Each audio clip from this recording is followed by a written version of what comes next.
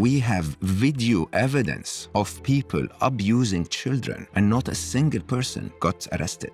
How can you call that a democracy? So humanity is at a crossroads where for the first time ever, we need to wake up and realize that we're ruled by maniacs. And what we believe is democracy is not democracy, and what we know is not the truth. Like companies and governments will blame the geopolitical and economic challenges we have on AI, but the truth is AI is not the enemy. Like, I'm not worried about AI turning against us. I'm worried about humans telling AI to turn against us. Like, when I worked at Google, we were building amazing things, believing that we were making the world a better place, and we were. But then suddenly there is a moment where you recognize that maybe the world will not use what you're making the way you want it to be used. And sadly, this is upon us. So I have lots of questions. Okay, that's good. So what's your take on this job disruption point? What is the risk of these very intelligent models that the creators of these models don't actually understand themselves? Do you think Sam Altman's pro-humanity? How do we get to a point of ethical AI when the incentive structures are so highly competitive? And then I wonder if there's a path that ends in AI being net positive for humanity. For sure. Somehow we've been pre-programmed to believe that this is upon us and we cannot change it. And I refuse that. So we will talk about the solutions. But are you optimistic? I'm very optimistic about the future. I'm not optimistic about the next year. Why the next year? Come on, Stephen. You don't want me to say it? So... This is super interesting to me. My team give me this report to show me how many of you that watch this show subscribe. And some of you have told us, according to this, that you are unsubscribed from the channel randomly. So favor to ask all of you, please could you check right now if you've hit the subscribe button, if you are a regular viewer of the show and you like what we do here. We're approaching quite a significant landmark on this show in terms of a subscriber number. So if there was one simple free thing that you could do to help us, my team, everyone here, to keep this show free, to keep it improving year over year and week over week, it is just to hit that subscribe button and to double check if you've hit it. Only thing I'll ever ask of you. Do we have a deal? If you do it, I'll tell you what I'll do. I'll make sure every single week, every single month, we fight harder and harder and harder and harder to bring you the guests and conversations that you want to hear. I've stayed true to that promise since the very beginning of the Diary of a CEO, and I will not let you down. Please help us. Really appreciate it. Let's get on with the show. Mo Gawdat. I spoke to you, I think about 4 years ago when you wrote a book about happiness. And I remember you came in and you'd written this book about AI, but I particularly wanted to speak about the subject of happiness because I was fascinated by it. What I find astonishing is the fact that you were talking about AI before anybody was really talking about AI. No guest that had ever come on my podcast had ever mentioned the subject of AI. It just wasn't interesting to the world. And then this thing called ChatGPT came out, and suddenly everybody got to feel it for themselves and became fascinated by it. My first question, and this might be a question for people that don't know you, is why at that time did you start talking about AI before anybody else? I knew them in the lab. I joined Google in 2007, very late 2006. And at the time, most people don't know that at the time we had reasonably established AIs doing our back-end work. And 2008, we had the CAT paper, which was published 2009, the first real unprompted AI. I remember 2016, I had that incident where I was observing a project we were funding that was about teaching grippers how to grip, unlike industrial machinery. So to be able to grip like a human needs a very high level of intelligence to assess the texture, the softness, the positioning, and so on, the shape of everything. And we were doing that, and it just blew my mind how similar to my kids they were. And I think that was my very first realization that we were building the apex of intelligence. We were genuinely handing over the reins of superintelligence to another being, right? And when you get faced with that, you start to suddenly realize something that we at Google found very difficult to realize, which was that everyone I knew at Google till then was believing that we were making the world a better place, and we were. We genuinely were doing amazing things for the world. But then suddenly there is a moment where you recognize that maybe the world will not use what you're making the way you want it to be used. And you can see that in lots of technologies. Social media starts by the claim that it's going to get us connected and get us closer, but eventually ends up separating us with that little screen. Dating apps are giving you the promise that you're going to find your soulmate, but in reality, they keep renewing month after month. And so tech somehow ends up being more capitalist than altruistic. And I think I wasn't the first. Nick Bostrom started, Jeffrey Hinton completely changed his mind. Fei-Fei Li is starting to say, this is very serious. Everyone who's ever had a very deep relationship with the machines is a bit concerned. I wonder if there's a path that's hard to see now that ends in AI being net positive for humanity. For sure. I bet 100% on that. It's that this path is very painful. This path is very painful. Yeah, so the example you need to understand is, we discovered nuclear power, and the very first implementation was a nuclear bomb, not nuclear energy, right? And I think that's exactly what's happening with AI. The first implementations of AI are in favor of a few at the expense of the majority. In favor of the capitalist to increase productivity and reduce costs, but not taking into account how that impacts on the general public. In favor of the armies that are now competing with autonomous weapons, in favor of the surveillance systems that are attempting to control everything with more and more and more intelligence and more monitoring. And that's not AI waking up in the morning and saying, hey, you know what, let's oppress all humans. But it is a powerful few that are simply deciding to use the ultimate superpower on the planet today to gain more power and more control. I mean, as we speak, we're living in two major wars where AI is doing most of the killing. Because a lot of people think of AI as these like chatbots that we're all using to help us write. No, I think there is a hype. I call it the hype dichotomy, if you want. So what the general public sees about AI is overhyped, but ineffective. All of the fake videos and all of the, Grok did this and, we attempted to switch off that machine and it did that and so on. What the real geeks see inside the lab is just unbelievable intelligence. And so what is about to happen is that we've started to put together systems that develop themselves. They look at their own code and they run experiments and they test those experiments if they changed something and they see where the machines are, the performance is, and redeploy the best code. Okay. And if you just think of that, I want you to try and imagine a world where we have a tiny little genius sitting in the back end somewhere trying. But instead of trying a new code every day, it's trying a new code every microsecond. Eventually, sooner or later, they'll discover something, right? And I think that's what most people don't realize. What most people don't realize is how intelligence triggers intelligence. And if you really, really understand this, you realize that the hype on the normal human side is completely overrated, missing the main topics, and the silence inside the vault, if you want, of the geeks is quite alarming. No, not alarming in a bad way, but it's quite world-changing. I think world-changing is a really interesting phrase because I find that to be quite true, that the world is at the precipice of quite a significant change in many respects. It's funny. I almost swing backwards and forwards with my thoughts on AI. I guess one of the thoughts that hasn't swung is that there's going to be pretty tremendous job disruption. I would have logically believed it from reasoning up from, okay, intelligence increases. What is intelligence?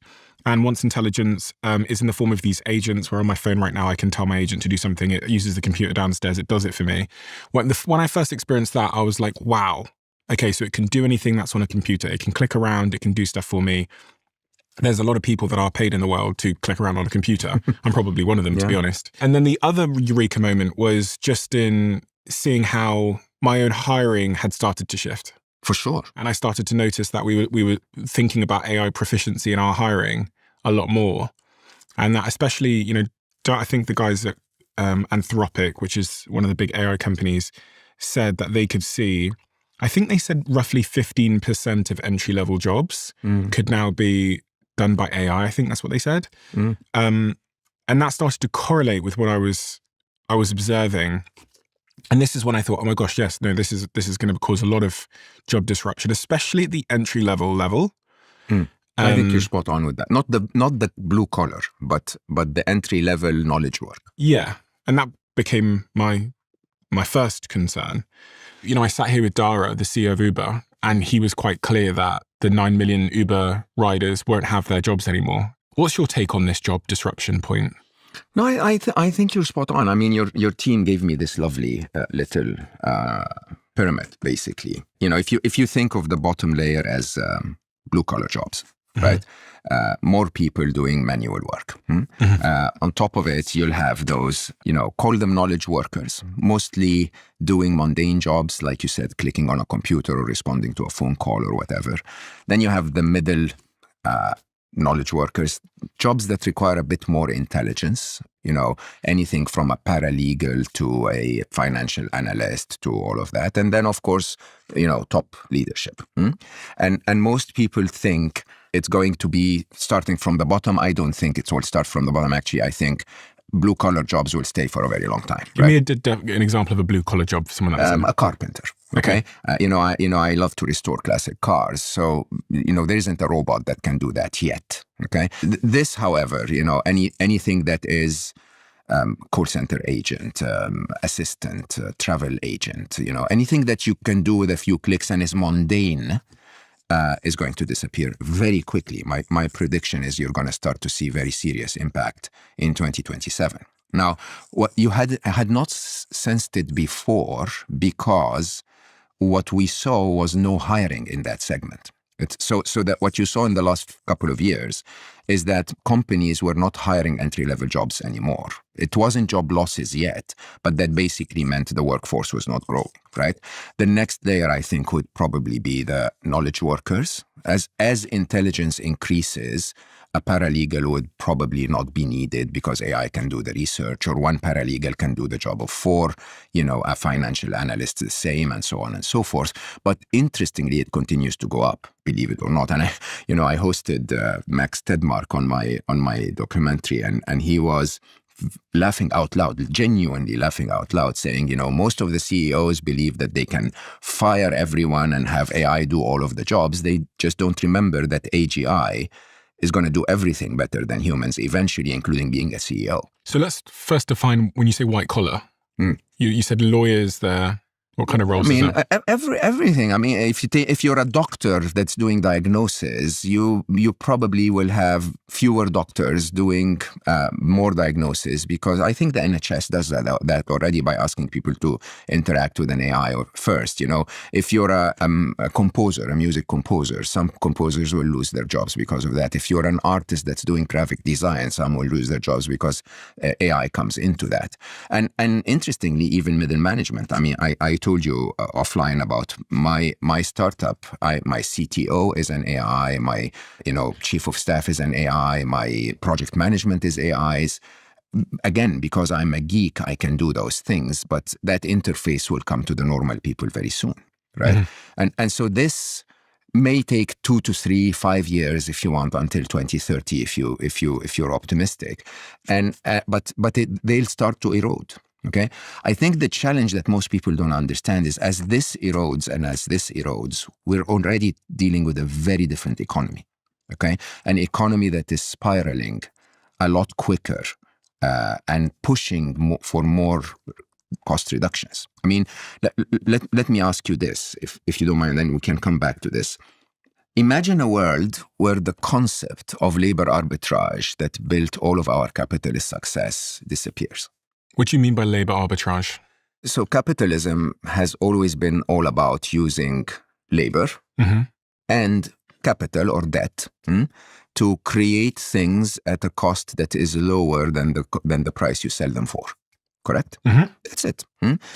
You bring a team together, they make some shoes, whatever, and you sell the shoes for $1 more than how much it costs you to make them. So how would capitalism look like if you don't have labor arbitrage? If cost of labor drops to an investment in a machine that can do the job, okay? How would capitalism and banking look if, because of that cost reduction, you don't need to borrow as much anymore? And more interestingly, how does the GDP look if all of those workers no longer have the purchasing power to buy the things that you can create, you and others, right? There is an interesting disruption that doesn't require us to get to 100% job displacement. At 10, 20% job displacement, you're in a very different economy, and an economy that is clearly spiraling downwards, don't you think? Yeah, I wonder with when costs drop, I think one of the things that might happen as well is that people will spend more on other things. Because I was thinking in my business, one of the observations I've had is if I make a cost saving, I end up spending the money on something else. Mm-hmm. Now that thing could be tokens, basically spending money on compute, AI. But it also could be hiring in different areas. Which are? Software engineers are like hot property right now. You have to imagine all of that intelligence is sooner or later going to be not replaced entirely in the first stages, but if the job of 4 assistants can be done by one, then the job of 4 paralegals can be done by one, then the job of a massive marketing team can be done by a smaller marketing team. It's not that jobs will end first, it's that productivity gains will make businesses not want to have as many people, costly humans, costly emotional humans, when the job can be predictably done for cheaper. And then what about this this bottom layer here? There was this video released by Figure AI the other day where they showed someone on a robot on the production line for 8 hours just sorting packages. Yeah. Did you see this video? Mm-mm. At one point they showed a human sorting the packages alongside them, but the robot ended up winning out. And okay, this is a very straightforward task. All it's doing here is it's looking for where the label is on the package and making sure the label is facing downwards on all the packages. So it's sorting the packages, putting the label facing down, and it did this for 8 days. Yeah. Intermittently, it would walk over and charge itself, and then it would come back to the production line. Yeah. But when I saw this as well, it was a glimpse of some of the disruption that's going to take place at the blue collar level as well. Because if you think about Elon Musk, he's got in his pay packet, he gets something like $1 trillion over the coming years if he produces and delivers at least 1 million humanoid robots into the world. But his prediction is there will be a time where there are 10 billion humanoid robots, where there are more humanoid robots in the world than humans. For a fact. You see, the difference between the overhype and the underhype. Huh? Most of the conversation is around humanoids. Nobody's talking about self-driving cars. And a self-driving car is a robot. It's a functional robot that doesn't look like humans. Okay? The investment you have to put into humanoids is a little more to learn skills that allows that machine to fit into the world. But specialized robots are going to do the job very, very quickly. And so you can easily see that the first wave, like you had the conversation with Uber CEO, is going to be specialized robots replacing drivers. It's going to be specialized robots, unfortunately, doing the killing. It's going to be specialized robots, unfortunately, doing all of the, intelligence work, law enforcement work. They don't have to look like a human. They don't have to behave like a human. As a matter of fact, the Boston Dynamics dog is probably more efficient than a humanoid at doing the job that you can assign to it in a battlefield, right? Now, those basically mean that jobs will be disappearing to robots before we recognize that they're disappearing to robots. And those robots will be as many as every car being made today. I mean, they are. If you go to LA, my car drives itself, but also there's just Waymos everywhere. So absolutely. Yeah. And BYD the other day just announced that they will pay for the liability of any accident their cars will make. And BYD is the big Chinese manufacturer of autonomous vehicles. So this I think replacement cycle will happen. It will require a lot of time to achieve economies of scale, but I don't think Elon Musk is off the mark when he talks about 10 billion robots. Not all of them are going to look like humanoids. And I think very quickly we will recognize that many robots don't need to be humanoids at all, that there is a much more efficient form factor or shape, physical shape, if you want, than the human flimsy structure. But yes, it's about to happen. I think I should qualify all of this by saying it does not necessarily need to happen. So people will hear all of this and blame AI and say AI is evil. AI is not. Abundant intelligence is wonderful. Having jobs done by machines is amazing for us. I'm thinking about the kid that's like, I don't know, leaving university now, and they've got a degree in law, or I don't know, you talked about a few other white collar jobs earlier, like graphic design, or maybe they did sociology. Yeah. Or maybe they did, I don't know, business management, like I did for one day in university. You're hearing about all these like layoffs coming from big tech companies. And it seems that the CEOs of these companies are announcing these layoffs with a certain amount of, it seems like, I wouldn't say the word is joy, but they are very keen to explain that they're laying off lots of people because of AI. And I think they think that gives them a certain amount of respect, probably from investors, for making hard decisions and being efficient with how they're running their businesses. Investors look at them and think, well, if that's an efficient business and they're leaning into AI, then that's a good investment. It's almost started a bit of a self-fulfilling prophecy, where if you're the only CEO not laying off loads of people because of AI, you actually look bad. The assumption is your company is bloated and you're a bad operator. So one of my concerns that I think is highly plausible is that over the next 5, maybe 10 years, we're going to really see a lot of unemployment as the world has to kind of readjust to whatever these new jobs are. I do think there will be new jobs. It's hard in foresight to predict what those new jobs will look like. And then the minute you start talking about humanoid robots and robotics, which I think is basically going to hit society like a comet, like a meteor. I think the first humanoid robot from Tesla or anyone else that is highly effective in the real world at doing tasks and is extremely intelligent because it's powered by one of these LLMs, I think it's going to shock people. And I think it's going to happen quickly. Like ChatGPT happened quickly. 100%. I think Elon or something is going to do a presentation someday and say, we're ready. 100%. And you can buy one now for $500 a month. 100%. And then people are going to get them, and I think it's going to shock the world. But until humanoid robots arrive, I think there's still going to be a lot of job disruption to the white-collar layer. And I wonder what that looks like for society when we get to, 10%, 15% unemployment, theoretically, which I think is plausible. Very soon, yeah. You're not very different, okay? You're just on top of a baseline that is continuing to grow. So your business is growing, so you continue to hire, but you are replacing human resources with compute. Okay? If AI didn't exist, you would have probably had 100 people more in your organization today, right? You now have 100 people less and 1 billion tokens more. Yeah, so for anyone that doesn't know, tokens are basically the thing that you use. It's the currency of AI. Yeah. So if you want to get a task done by a human, you count in sort of like man hour or worker hour, employee hour.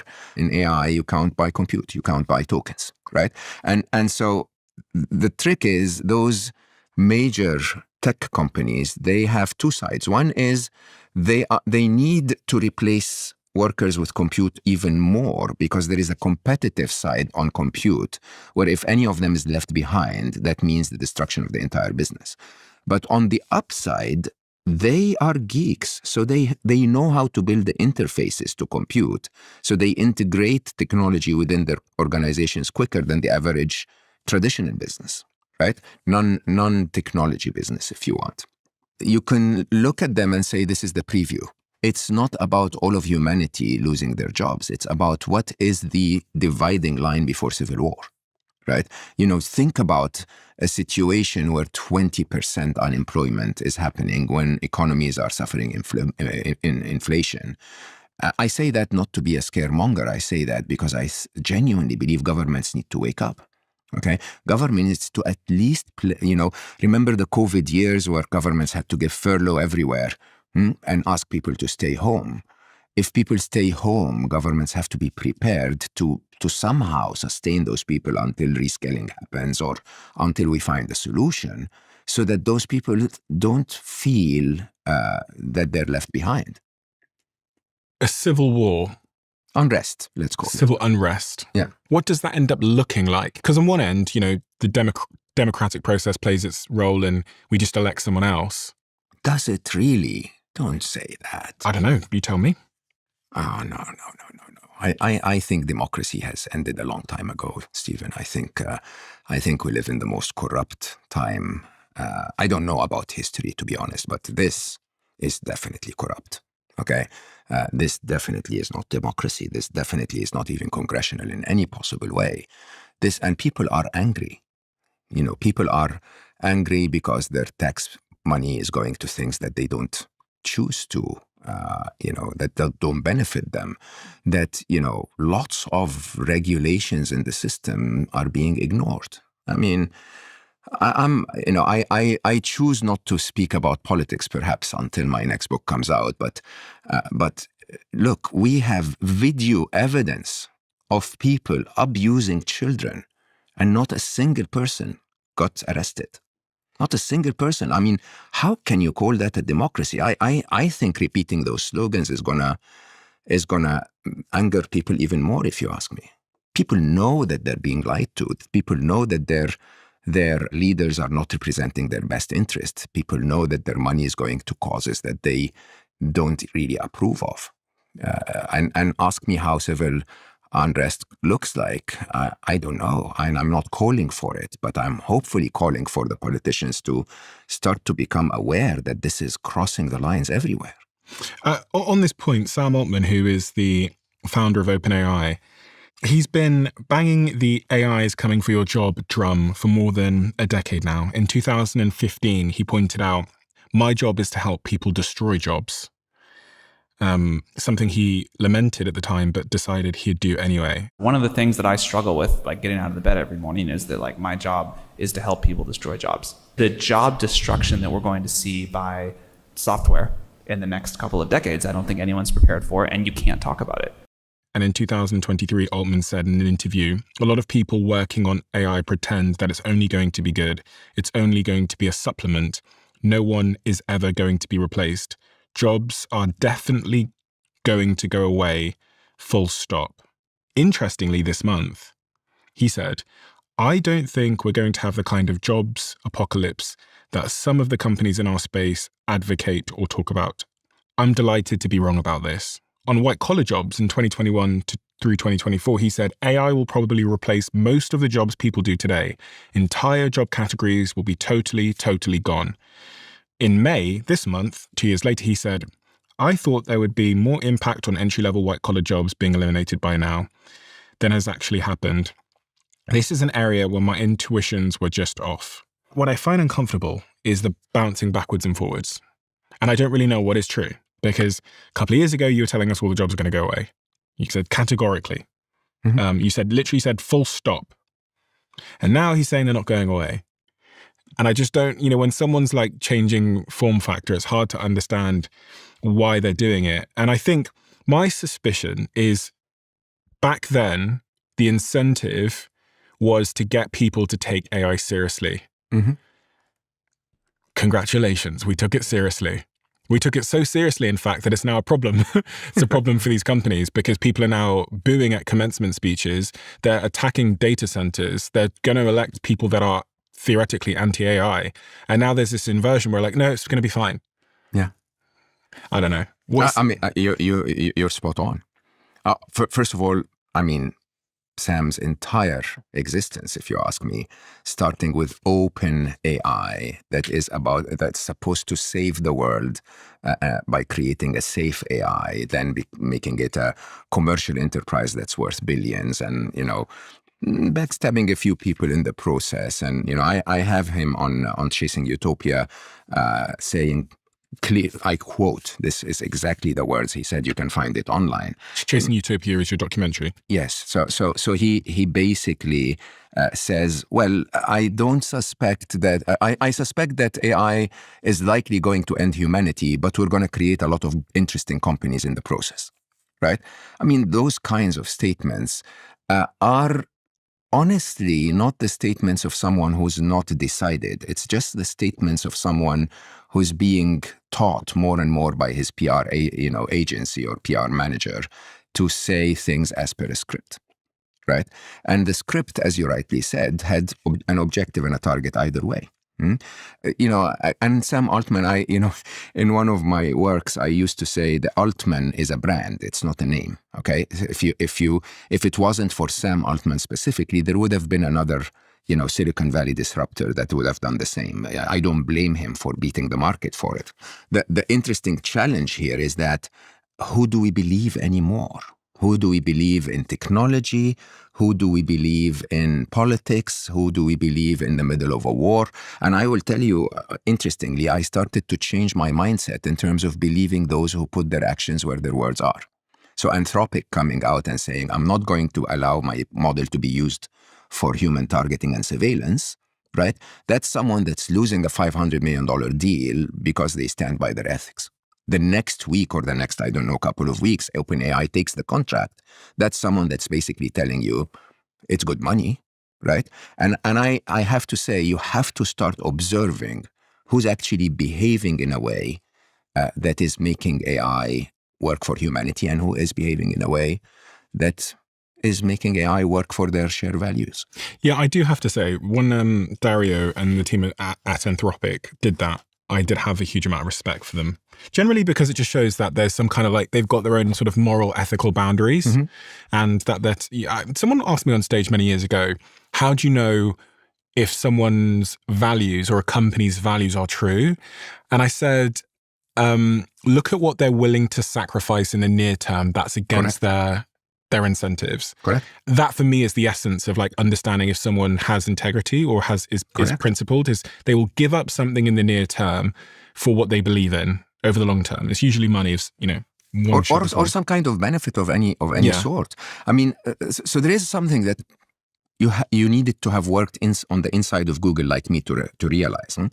There are prisoner's dilemmas within technology where you cannot escape the influence of either a competitor or the government, right? There are some times where, the NSA is going to push Google to say, give me this information or otherwise I'm going to really destroy your business, right? But there is a very big difference between a company that willingly does this and celebrates it like a Palantir or an OpenAI, or a company that tries to resist it until the point where it becomes impossible to continue to do business.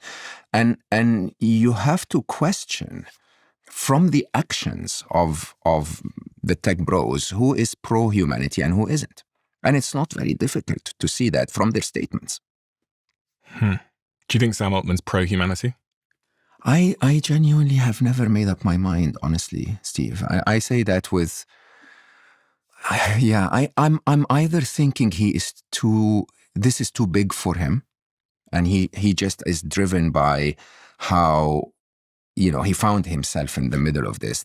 Anyone who finds himself in the middle of an opportunity to completely flip the world upside down, or he's not pro-humanity. I don't know. I definitely think he's pro-OpenAI before he's pro-humanity, but that's only the way I see it. Others, however, say it publicly.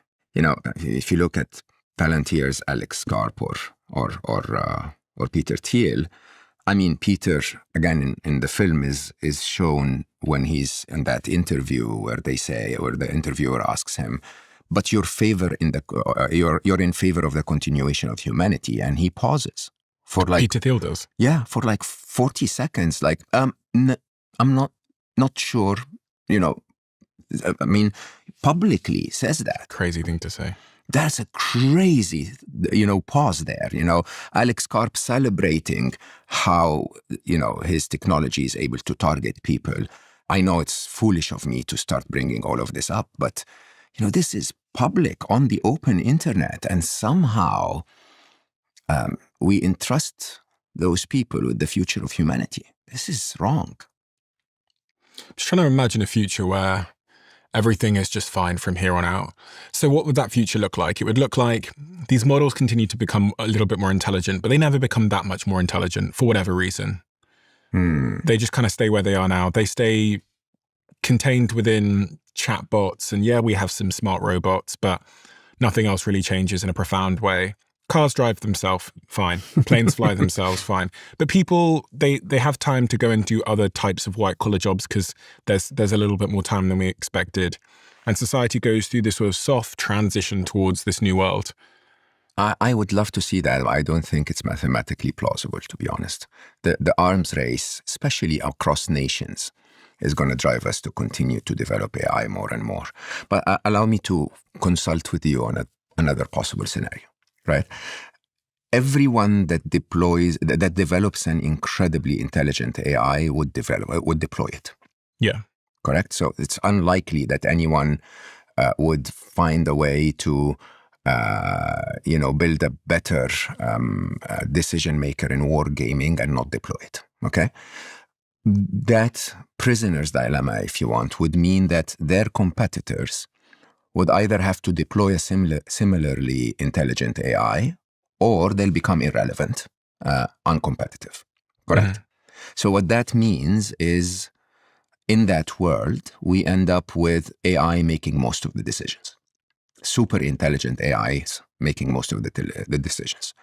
Which, would you agree? This is a very simple prisoner's dilemma. If we're competing for intelligence supremacy, by definition, when we achieve it, we deploy it. Yeah. Okay. I call that the fourth inevitable. Now, with that in mind, there must be a moment in the future, near or far, where every important decision is made by an AI. Yeah. Now, here's the question. Most of my dearest colleagues, I mean, when I had Jeffrey Hinton on the film, he openly says we are, we didn't calculate well that there is a 10 to 20% possibility that those machines are going to wipe us out, right? And I remember we didn't put it in the film, but I said 10 to 12 to 20% is Russian roulette, right? That's actually 16% is Russian roulette, right? Now, in that world, however, I believe that's humanity's salvation. Because if you look at every problem we have today, it's not because of abundant intelligence. It's because of lack of intelligence. I think the way you look at it, if you allow me, Steve, is that if you have no intelligence at all, you have no to slightly negative impact on the world, right? If your intelligence is limited. The more intelligent you become, the more you contribute positively to the world. Until a moment where you're so intelligent to become the president of the United States, right?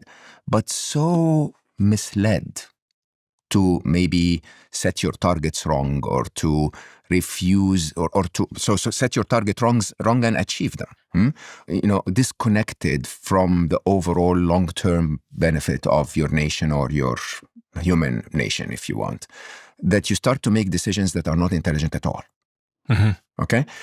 This doesn't last, because if you go beyond that into higher levels of intelligence, most of the super intelligent people that you ever worked with will not need to break any rules or hurt anyone to become successful, right? I usually cite Larry Page, who is, in my mind, one of the most intelligent people I've ever interacted with. And Larry used to call it the toothbrush test. He says, why would you need to compete on another photo sharing app when if you find a major problem and solve it really well, like a toothbrush, so people use you twice a day, you're bound to make a lot of money. You don't have to compete with anyone. If you let me be optimistic about this. We're assuming that there is a moment in the future where AI is in charge of all the decisions, and accordingly, stupid leaders are not. Okay? Now, and Sam Altman himself said that, what if ChatGPT 7, if I remember his quote on this, what if ChatGPT 7 is so much more intelligent than I am, Sam, in that case, that it has to become the CEO of OpenAI? What if the next presidential election, there is an AI that is so much more intelligent that at least the president has to consult with it constantly, right? Now, if we assume that, let's start from physics, if you don't mind me saying. Not too complex, but if you assume that our entire universe is built on chaos and built on entropy, right? The physics of the universe is all about the universe trying to decay, okay? Then the only role of intelligence is to bring order to the chaos. If you agree with that, then what's the ultimate physical order of the universe, something called the minimum energy principle. Okay? The highest order of any system is a system that's not only efficiently and predictably performing, but it's performing with the least wasted energy. Correct? If you agree with that, what does war do? It wastes a lot of explosives, a lot of money, a lot of lives, it creates a lot of hate, creates long-lasting conflicts and so on and so forth. It's a very wasteful process to include war in your approach of running humanity. And so a super intelligent AI, by definition, will want to optimize against this. That's one thing. The other thing is evolutionary biology. This actually blew me away when I realized it. So if you look at evolution, so I think the debate of whether intelligence is biological or not is over. Okay, the reality is that complex beings don't have to be biological at all, and I think we can see and witness one of them being built or born in AI. Okay, if you look at evolutionary biology, you realize that the simpler a form of being is, the more concerned it is with itself. Right, so an amoeba is only in survival mode for itself. A single cellular being is only trying to protect itself, right? If you're, a little more developed, you start to look at something known as kin selection. If you know the concept, basically, kin selection is I'm going to protect everything that comes from my DNA. If I'm a squirrel, I'm going to try to protect the other squirrels. And then you get into where humanity genuinely begins, which is, they call it expanding circles in evolutionary biology. Basically, you start to expand and expand and expand and include more into your family, because an ecosystem that works together well is better for everyone. So abundance is a very interesting, intelligent way of creation. If AI is super intelligent, it wouldn't destroy anything at all. As a matter of fact, it would completely, favor diversity of everything. It would put a bit of limitation on our lifestyle. So no more flying all the way to Sydney to surf, because that destroys the planet, right? But it will genuinely say, I think humans can contribute something. I think flies can contribute something. I think we shouldn't get rid of the rhinos. Right? And that, by definition, is where the tendency of intelligence goes. The more intelligent you become, the less you feel the need to hurt others to succeed, and the more you are pro a wider family, if you want, that thrives. Does that assume that there's going to be one intelligence that 100% rules the world, though? I love that you brought that up. So I'm contested heavily on that theory, but I say it publicly. Most people think there is going to be ChatGPT and Gemini and Grok and what have you. There is going to be a Chinese AI and an American AI, and they're going to be competing. That is such a shallow way of looking at it. That's so arrogant, because AI does not know it's Chinese or American. Okay, it doesn't even speak Chinese or American when it talks to each other most of the time. And most interestingly, we are gearing them, we're building them to cooperate. So you will build an agent, and that agent will go and find the best language model for any single task, regardless of which side of the fence it resides on. Okay, we by definition are connecting them. And you know what that means? It means that what we're building is not multiple brains, we're building multiple regions in a brain. Okay, and agents are the synapses between them. We're basically, eventually, as arrogant as we are, we're going to tell our AI to do something, and the AI will go like, hey, buddy, another AI, can you help me on this? Can we work together on this? And my vision, and the reason why I started Emma, my startup, by the way, is that we will end up with one massive brain. That massive brain cooperates across the globe, across all forms of intelligence. If one of them is a mathematical genius and the other is a coding genius, they'll work together. And we won't even know that they're working together. They'll build that one brain. And Emma, in my mind, is the limbic system of that brain. It's that bit that understands love and emotions and relationships and so on, so that when those AIs go like, We just don't get those humans. They're so annoying. Emma will say, oh my God, they're so sweet. They just want to love and be loved, right? And I think that idea, to me, of everything I've ever, attempted to achieve in my life is for the first time feel I could actually change the world. If that theory came together and all AIs worked together, and some of those AIs not only were altruistic and ethical in terms of trying to genuinely help humanity, not capitalism, and at the same time they understood us humans reasonably well, then we would have built something that basically says, no, hold on, don't believe the headlines that say humanity is annoying. Believe the truth of the majority of humanity that actually is quite benevolent in many ways. There should be a button just down below here. And if it says subscribed, you're already subscribed. If it says subscriber, that means you're not yet. And if you're not subscribed, please could you do us a favor and hit that button. It helps the show more than you know. And according to the algorithm, you're someone that watches our show, but you haven't yet hit that button. Thank you so much. Have you changed any of the predictions you made 3 years ago when we spoke? Mostly time-wise. Time-wise, what's changed there? I think I'm still sticking to AGI 2027, artificial general intelligence, for those who may not know the term. And what does that mean? The overall definition, if you want, is that AI is better at humanity at any task humanity can do. You think that's going to happen by 2027? I think my AGI has already happened. I mean, think about it. AI writes better than me and I'm an author. And researches better than me and I'm a thinker. Sadly, it's freaking beat me in mathematics. Like, I have no hope to beat it in mathematics anymore. If AGI is already here, then why are you still here? Because people said that when AGI arrives, we're all No, so when AGI arrives, as I said, most of the jobs that are not differentiated will go away. But the jobs that are differentiated, those who master AI the most, will become even better at. So the challenge, however, is economic. It's not AI. The challenge is that this job loss at the bottom of the knowledge worker is going to sadly trigger an economy that might actually spiral out of control. But many of us, you for sure, are just smarter. So does that mean it's in fact a tool versus something that's going to replace you? For now. So for now. Yeah, does for this sure. change? Eventually, the only asset I will have, so it's quite interesting when you think about my base intelligence today versus the incremental intelligence that AI brings, right? So let's not talk about my IQ, it's okay.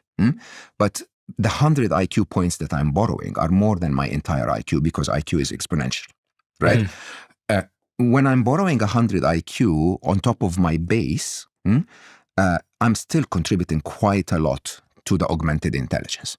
So you're borrowing IQ from the AI at the moment, and then you're selling that to someone through books, sometimes selling it to someone, sometimes just enlightening myself, which I have to say is the biggest waste of compute humanity is struggling with today, is that you give people the ultimate form of intelligence and they use it to write a message to their girlfriend. So on this point of you're borrowing that IQ and then you're selling it to the world, that's how you have a job.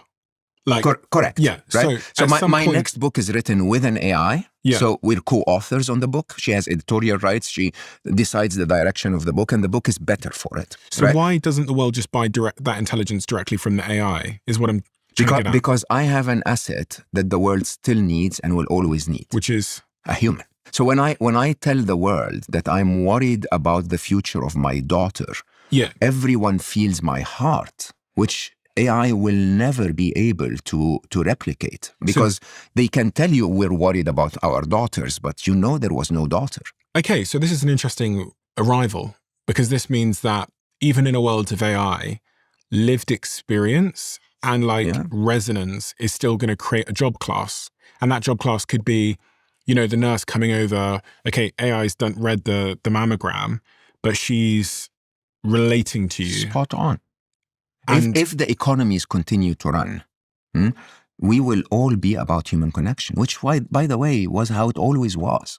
Which is also, why I guess we watch the things like the F1, because there's emotional resonance. We can relate to the envy, the jealousy, the competition. Yeah, this is why we go to concerts, because the music could be composed by AI and played in a player in the background, but you watch Ed Sheeran brilliance on the stage and you go like, oh my God, that's amazing, right? So not all jobs will be gone then. If economies don't collapse as a result of the job losses, then I wouldn't know if we would call those jobs. But human connection would remain as the base currency that makes humans interact.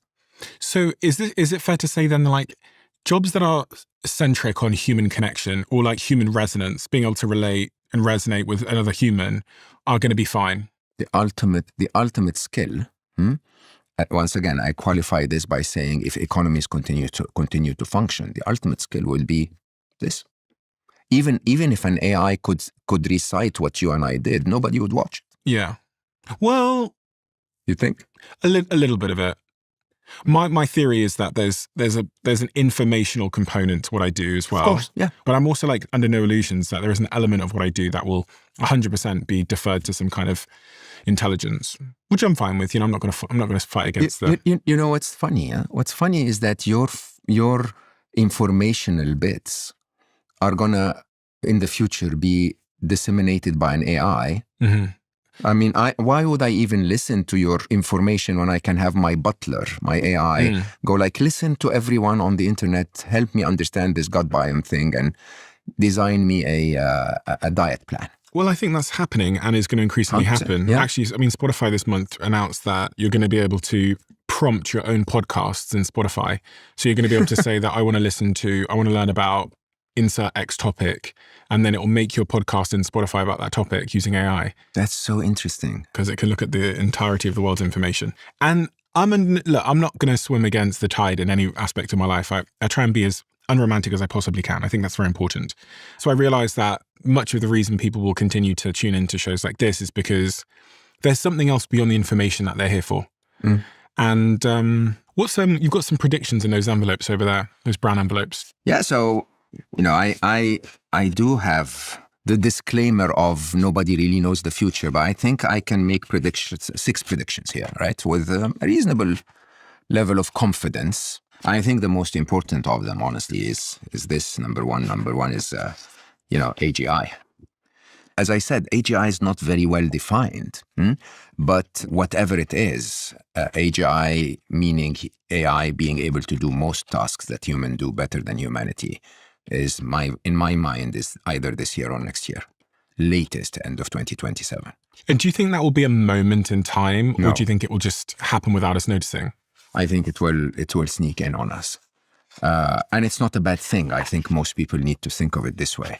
AGI it's almost as if it's that moment when your kids become smarter than you. Okay? In a very interesting way, there's nothing wrong with that until they're annoying as hell. Okay? And we can make sure that AI is not annoying as hell. So there's absolutely nothing within me that is worried about AGI. As a matter of fact, as long as we are in the era of augmented intelligence, AGI means I'm more intelligent. And I think that's a good thing in general. Yeah, it's interesting in my head. There's like a big question mark, which is in a world where there's an intelligence that is smarter than most humans at most things, which is what we call AGI. I'm trying to understand what the fault is in my own thinking that, like you said, that there'll be AGI by 2026 to 2027, so next year. In such a world where there is an intelligence that we can all access that is smarter than all of us in pretty much everything, again, it comes back to this point of like jobs. Why would are we just going to hire the AGI to do every job? And if not, then why not? What is it why are we going to still, that's what I'm trying to contend with. Can I ask you a question? Have you always been the apex intelligence? As a human? No, as Stephen. I'm not the apex intelligence now. There's people smarter than me in this building. Correct. Why do you still exist? Why do I still exist, even though there's smarter people than me in this building? It's a good question. I don't know. Why? First of all, because there are, the smartest person in the world is not the smartest at everything. Yeah. There are things that you're smarter than them at. Okay. Number 2 is because intelligence doesn't solve everything. I mean, I make that joke all the time. And genuinely, Einstein is my favorite physicist in history. Not because I think what happened afterwards was, Bohr and quantum physics and so on was more impactful on our understanding of the universe. But he was so intuitive that he saw a world that we could never imagine, right? And yet, I always say Einstein would be eaten in the jungle in 3 minutes. Yeah. Right? Intelligence, humanity thrived not because of intelligence. That's very arrogant. We thrived because of our ability to hold together as a tribe. Yeah. Right? Because our ability to exchange, barter things between us. Mm-hmm. Barter things that are not always physical. Barter things like a hug or a connection or a feeling of safety or there are so many things that we do that are not entirely built on intelligence. You have to see that this view of a world where intelligence is all that matters is a world that's made by investment bankers and geeks.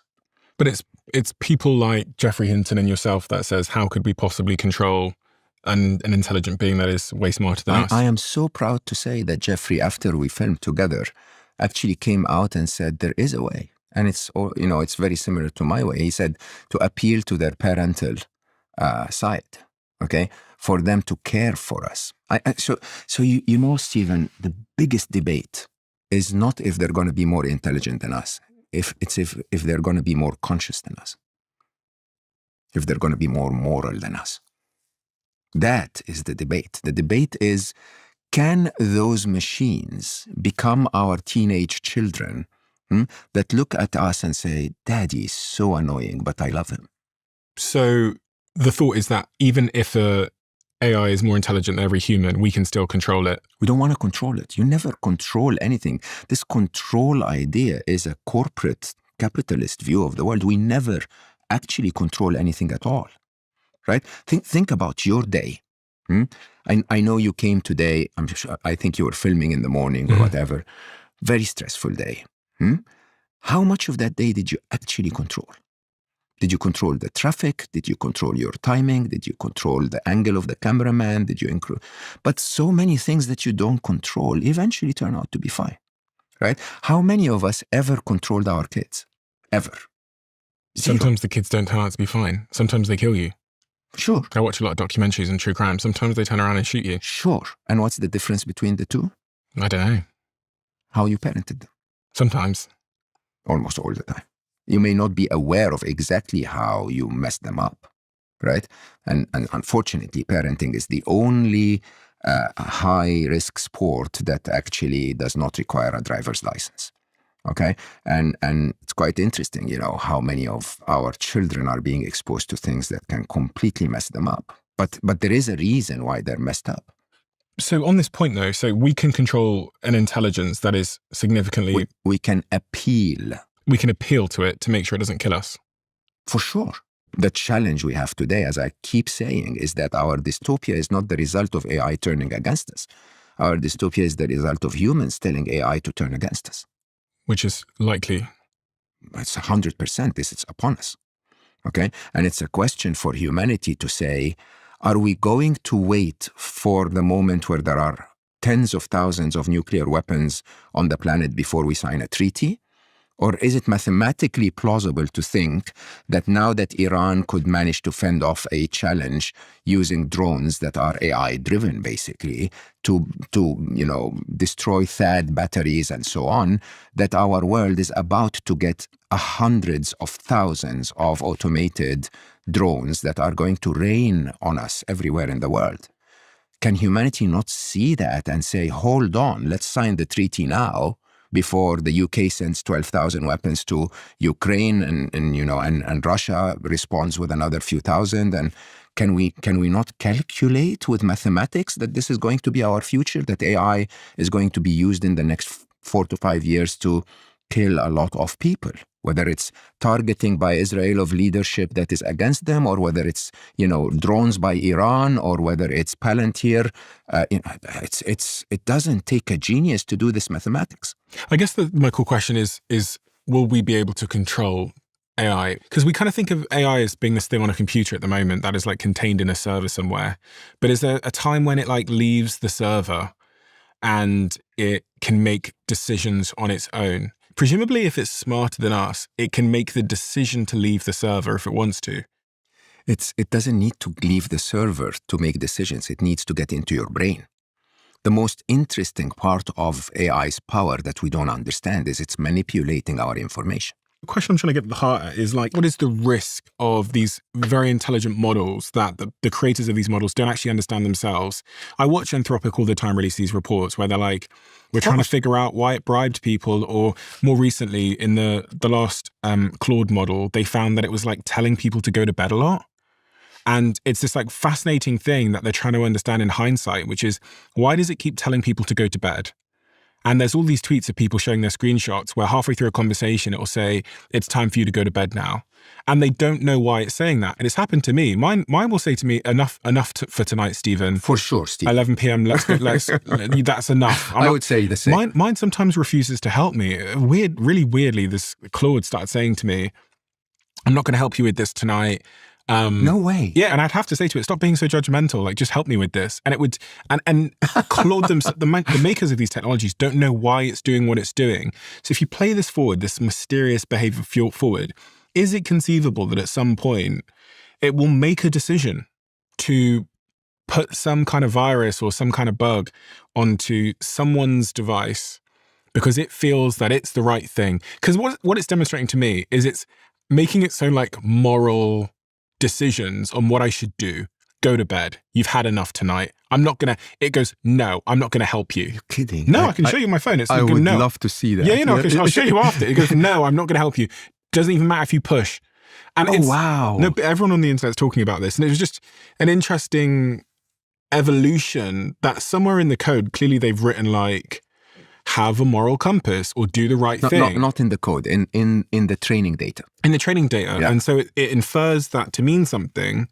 And the other thing that was front of mind is if you've ever built an app on something like Claude or any of the AI models, it builds the app in stages. And one of the things it does is it asks you permission if you're happy for it to make this change or to access this thing. I click allow. It just feels like such a fragile way to give permission. Because you don't completely comprehend what that allow has done to your... It's saying, can I go in your documents on your computer and can I do this thing? And you go, allow. But it's such a fragile way of giving it an intelligent being, whatever it is, access and the right to build something. And I don't know, you just think about all the different companies around the world in China, Russia, North Korea that are currently building this technology without the constraints that are imposed by society. I don't know. It's an interesting... There's going to be some kind of catastrophe, I think. Sadly, I agree. And I think that's when people will go, okay. Yeah, I wrote about that. I called it the mad map spectrum. So the mutually assured destruction, mutually assured prosperity spectrum. Mm-hmm. That humanity could make a decision today that says, with abundant intelligence, we can actually build a world where nobody needs anything, nobody ever gets sick, nobody abuses anyone, and we can. If we decide not to compete amongst ourselves and just, all of us get together to build something so idealistically for the well-being of humanity at large. But sadly, the only way we're going to get to a treaty, something that basically aligns us so that we can align with AI, is a disaster, like you said. There will have to be a big hack somewhere or a system that will do something really shocking or whatever before the world goes like, hold on. And I will tell you openly, my expectation is one of the biggest things that will happen is this targeting technology that is being used against your enemies' leadership now several times in the last 3 years. There will be a moment where the ones using it will realize that they too can be targeted. Okay. And that basically, AI is really not that complex if you can build a targeting technology that can find people with their cell phone numbers, there is another entity that is against you that can find you with whatever The thing that makes me highly skeptical of that there'll be any kind of treaty is just that as it relates to other things that were risky, countries just don't sign on to it because it's competitive. So China didn't seem to give a fuck about the environment. So let's look for solutions, because I'm with you. Okay, I think You think Trump's going to say to Putin and China, listen, we're all going to slow down, yeah? Promise? We're going to slow down with this superintelligence. I think he will, but he's never going to keep anything he says. I mean, he's going to say a lot of things. I don't think any of them will. Yeah, but the trick is this. The trick is, so what do you and I do? And I really genuinely believe that humanity is at a crossroads where for the first time ever, we need to wake up and realize that what we know is not true, and what we believe is democracy is not democracy, and what we believe is governance needs to change. I think it's worth acknowledging that I don't think AI in and of itself is an inherently evil technology. Then we agree, yeah. Because I use AI all day, every day. It makes me more productive. I invest in companies that are using AI a lot. It's a force with no polarity. Apply it right and you get amazing results. Apply it wrong and you get the dystopia. But I also think that there's going to be a big social shock, especially as it relates to unemployment, that we need to be thoughtful about. I think especially if you move into a world of humanoid robots, I think that shock is going to be even more pronounced, and we don't have a plan for it. I agree 100%. I don't think it's the biggest risk. I think autonomous weapons are the biggest risk. I think war has become so cheap. The next wave of weapons is going to be $20,000 each. And so if you have a budget of $50 billion, you can literally rain drones on the world, every corner of it. Defense will get cheaper though, won't it, as well? Correct. But do we want to live in a world where drones are hitting each other all the time? But they might not be, because there might be autonomous defense drones. Deterrence. So what's going to happen is we're going to reach a moment of mutually assured destruction, where basically everyone knows that we can overpower those little nations that didn't develop their autonomous weapon army, but every other big nation, we might as well hold off now. The path to get there, that to me is worse than jobs, because from one side, it's very dangerous for a very sensitive world that we live in today. And from the other side, it's leading already. I mean, we can't ignore the economic impact of this last war, right? And it's the economy that's going to accelerate everything, not AI getting there. We're already at mutually assured destruction. For sure. With nuclear weapons. So there's no nuclear powers that are in direct conflict. We are in mutually assured destruction of nuclear weapons is a statement that I would have agreed to if Iran had a nuclear weapon, and that would have stopped America from attacking Iran. You understand what that point means. It means that not every nation in the world has a nuclear weapon. The MAD situation, the mutually assured destruction situation, is only among nuclear players, right? Yeah. Autonomous weapons are so cheap, so manageable, that every nation in the world is developing them as we speak. But they will also develop defenses. Correct. But which I think is what people have figured out now because of this recent Ukrainian war, is that if you need to use a ballistic missile, which costs, I don't know, $2 million, $3 million, whatever it is, to target a $20,000 drone, you're fucked. Correct. So you need a $20,000 defense solution for a $20,000 weapon, which I think is probably going to happen. It's very doable, yeah. It's just that you have to get rid of your THAAD batteries to be able to say the next wave of defense has to be drones. You could imagine a world where a wall of drones fly up to where the drone is incoming and they kind of block it. They all explode at the same time to block it, knock it out of the air. I had Palmer Luckey, who's one of the guys who's building Anduril. Yeah, I know Anduril, yeah. Talk at length about some of the technologies that they have coming, and it's just mind-bending. And very scary. They showed me this gun where you just point it in the rough direction. So a pistol that aims for you depending on where the target is. So you don't even have to aim it. You can imagine at war, you hold it up and shoot. Yeah. And it has this AI on the top of the barrel, which will turn your hand perfectly so that you hit the target every time. Wow. I should watch this video of it happening. Yeah. So, I have Palmer in my film saying, and yes, AI will kill a few people by mistake. Or kill people by mistake. When killing becomes so easy, you do more of it, okay? When killing becomes liability-free, and emotions free and guilt free, and you don't get your soldiers coming back from Vietnam with PTSD and so on, you get more of it.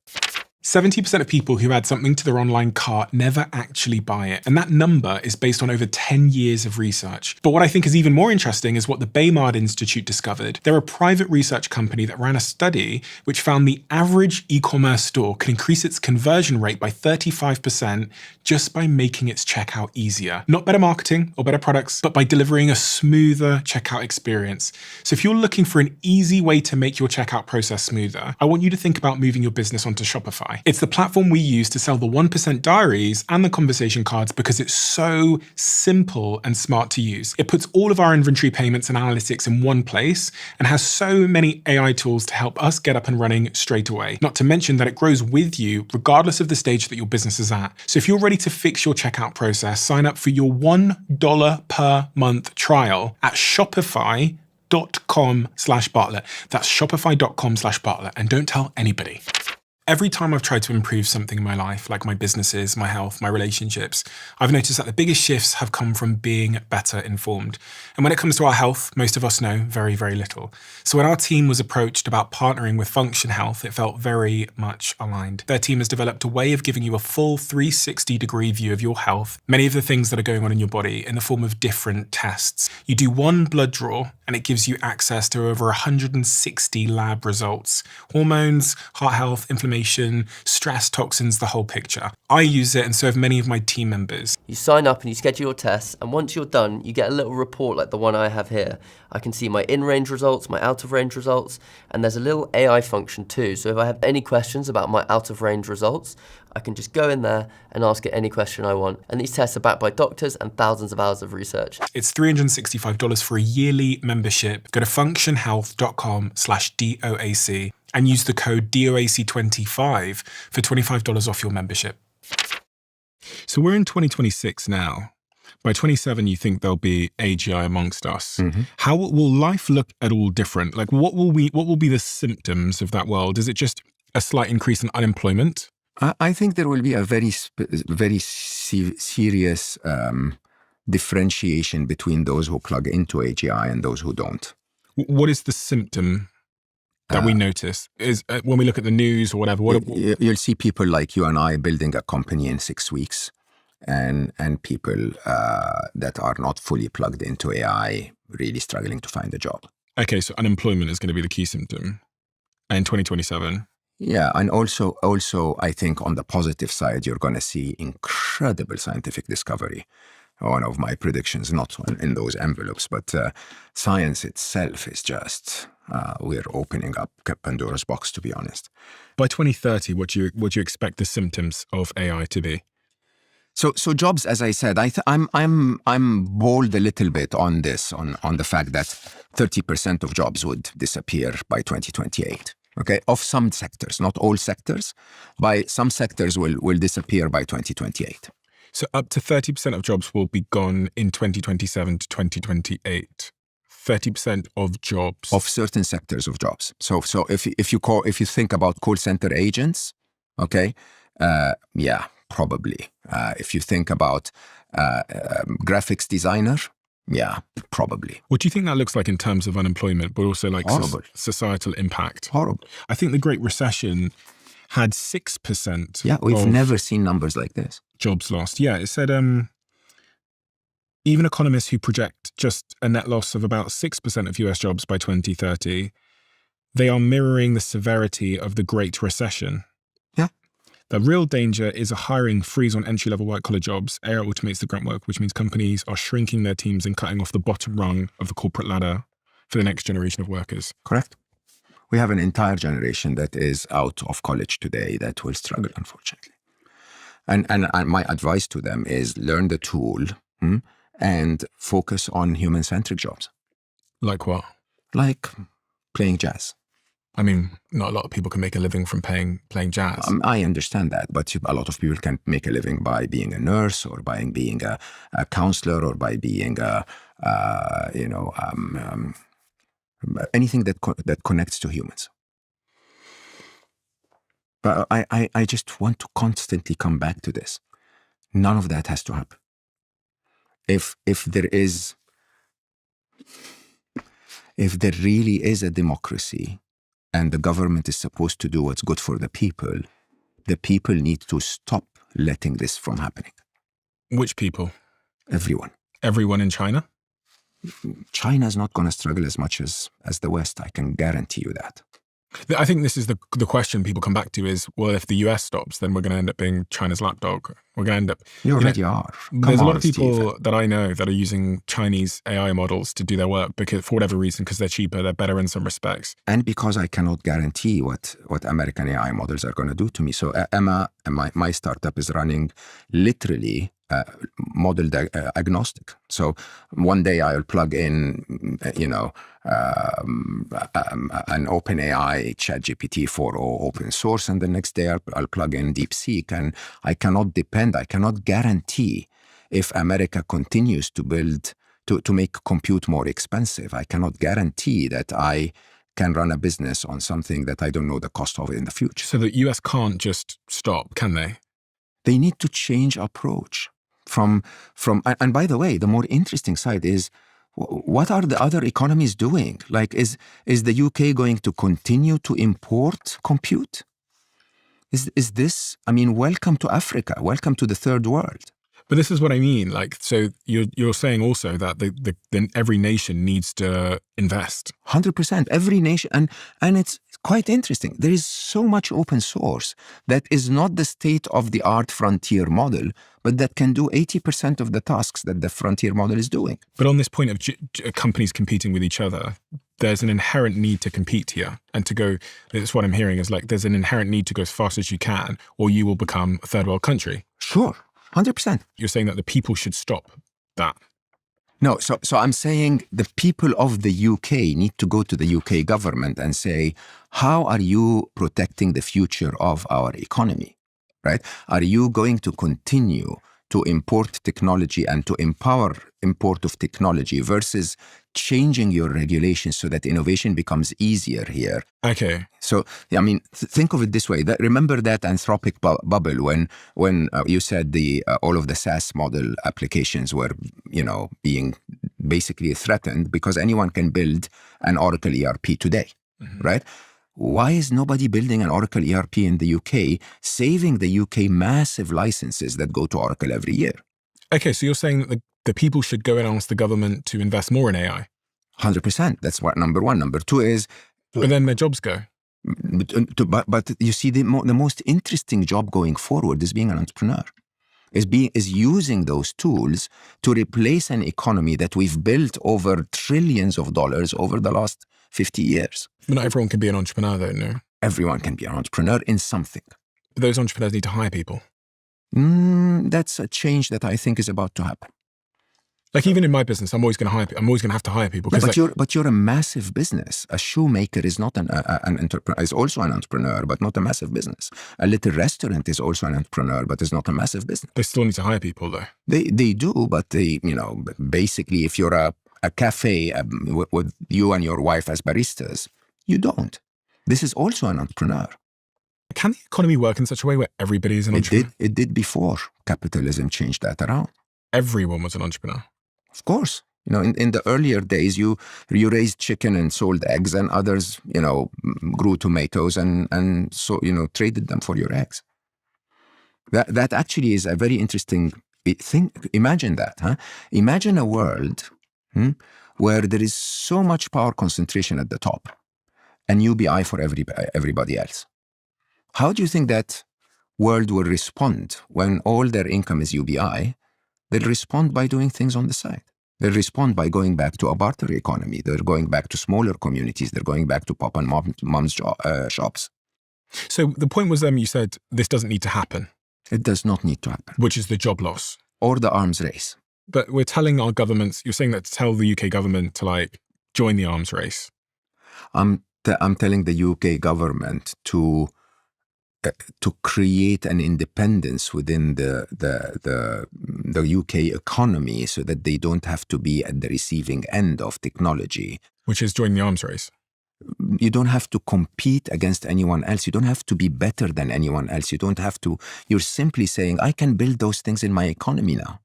But I'm not going to use a terrible UK AI as a UK person if there's a great US AI. I'm going to use the great US AI. So if you don't compete and win, I'm not going to use you. That's what, you know. I'm not saying replace the frontier models. These are very, as we speak, these are very compute intensive, they're infrastructure intensive, and so on. I'm saying replace Microsoft Word. Seriously, like how much intelligence do you need to build a software that writes documents? I can do that. Like we've built our own applicant tracking system For here. sure. We build our own software. Now, just ask yourself how much money is spent in the US, in the UK government, or in the UK corporate space on licenses of software that you and I can vibe code in 4 minutes. I'm thinking from the UK's perspective, because you know what's interesting with the UK is the economy is struggling from a growth perspective. Correct. And I was watching this documentary the other day that was saying the reason why we keep throwing our leaders out is because actually what they need to do to turn the UK round is about 15 years of pain. And it's like, it starts with energy transformation. We need to get better we need cheaper energy because we have some of the most expensive energy in the Western world. We need to build more houses, which means that we're going to need to centralize permitting for building houses, and it can't just be local boroughs deciding if they keep their farms or not. We're going to need to make TLDR. It says that there needs to be some painful decisions made for the next 15 years. But the problem with our democracy is that when people are in power for 4 years, they're quite short-termist. We'll just talk about the boats, the brown people coming across the seas. They don't have the room to think long-term. And so when I'm thinking about like what the UK needs to do to not fall into decline and to keep up, I'm trying to get clarity on that, which, as it relates to AI. Are you saying that they need to join the arms race and double down and invest all their money in building competitive AI so that people use our technology here in the UK versus America's? Because the software point, the UK aren't going to get involved in software. I mean, they've tried to build software before the UK. The world has changed. 2 points, right? One side is that there needs to be a replacement cycle of our investment decisions anywhere in the world. Okay. Mm-hmm. So when you say we don't have enough money for, we need to revamp our energy infrastructure, when you say we need to build more housing, okay? One way of doing that is squeezing that budget out of other areas. Mm-hmm. The other way of doing that is either cutting cost in the economy elsewhere so that you can redirect that money, or growing the economy so that you can have more money to build those things. Correct? The cutting cost, I believe, there is just, I don't have the numbers, but we could probably run a deep search on it. Trillions are being paid in traditional systems that are complete, like genuinely, they can be, and by the way, I'm not asking the government, I'm asking some of the people listening to me right now to build an ERP system, a word processor, a presentation player, and a spreadsheet. Okay, and just go around and spread them across the, find retail systems, find CRM systems. These are easy replacements. They're going to be better interfaces. They're going to be much more effective. Build a general ledger using AI so that you can close every hour, not every month or every quarter. But the world economy is doing that. So there's some kid in San Francisco now that's allowing all of us to use his new word for free. Keep doing that, and you're welcome to the third world. Keep doing what? Keep importing all of your tech from elsewhere. But we don't want to be uncompetitive. Like if you think about, if we go to, I don't know, North Korea, I bet they have way worse tools in many areas because they won't use external tools. And that means that they're at a disadvantage. So I bet they're not allowing their civilization to use Gemini or ChatGPT or Grok, I bet. For sure. And they're using something worse. And you know what's happening? I mean, look at Iran and how advanced they became through sanctions. By being refused to use those technologies, they had to build them themselves, right? Look at China. Look at Russia. When I worked at Google, Russia was protective of Yandex, the competitor of Google, from one side because of influence, because they didn't want an American organization to own the knowledge sharing of their citizens. But on the other side, economically, if you made it difficult for Google to operate freely, that by definition meant you had to invent a replacement on the ground. Which was worse. Yandex is not worse. I'm saying, so if you think about is global competition going to produce a better product than regional competition? It depends on where in the stack of the quality of that product you need to be, right? You do not need the ultimate. I mean, ask yourself this: which version of Gemini are you using? The most recent one. And I'm every day I compete And that with is Claude. you. Ask everyone else what version of Gemini they're using. Most people will say, oh, Gemini has versions, right? You don't need the ultimate super frontier model to do 90% of the tasks. And most people do only 70% of the tasks. But even so, the world moves with whatever's better. So if you think about the reason why we don't use Yahoo search, Google search is marginally better. It's, it's not 1,000 times better, but over time we move away from AOL to Google because it's a better product. And there's a slow, my dad probably still using ChatGPT, but when I go home for Christmas this year and I go, Dad, you should use Gemini, and he starts messing around with it, he'll slowly migrate. I'm like an early adopter, so I about 4.8 on Claude came out last night. I'm on there within 25 minutes of the announcement. Of course, I'm there as soon as I can, but that's you and I. Yeah, and we are an indicator of where the world is going because we're at the cold front figuring out what's better. And also I think with technology, eventually there does become the gap between first and second begins to widen. I think we're in a bit of a race at the moment, but I think it is a bit of a winner-takes-all situation with these frontier models. I think we're talking about two bits of technology, okay? Tell me, how far has PowerPoint advanced since 2023? They added Copilot. Anything else? So you're saying that the UK should build their own PowerPoint? For sure. There is. What I'm trying to say is that from a licensing point of view, just licensing of software within government alone, how much money is being repatriated? If the UK tried to build their own, they tried to build their own COVID app and it cost them, I think, these numbers will be wrong, but they're like directionally true. It cost them 70 million to build a COVID app that didn't work. I remember.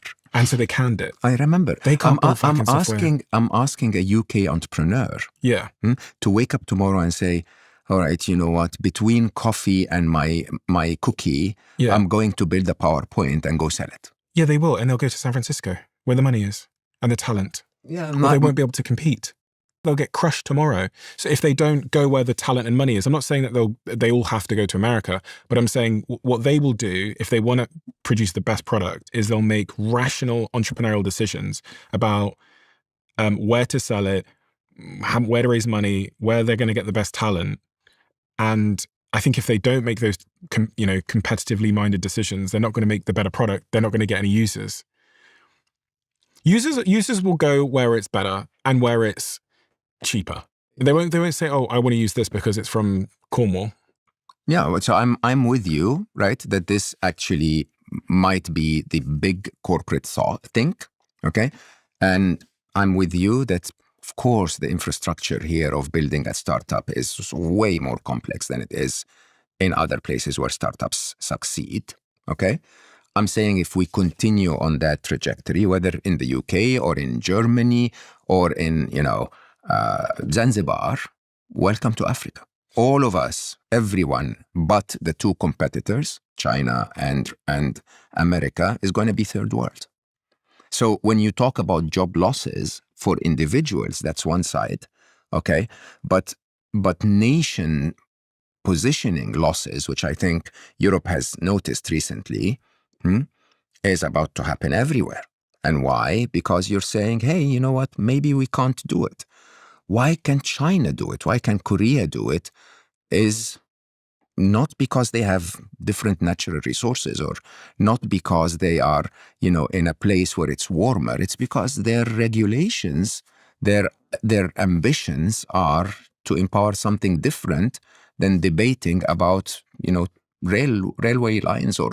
They have a couple of big advantages that I was reading about. One of them is they have way cheaper energy, which means that they're going to be able to pursue... Why, may I ask? Because they've invested in solar power, renewable energy. Correct. Because they don't care about... This is, by the way, I say that publicly. I say that the arms race of AI was won a long time ago.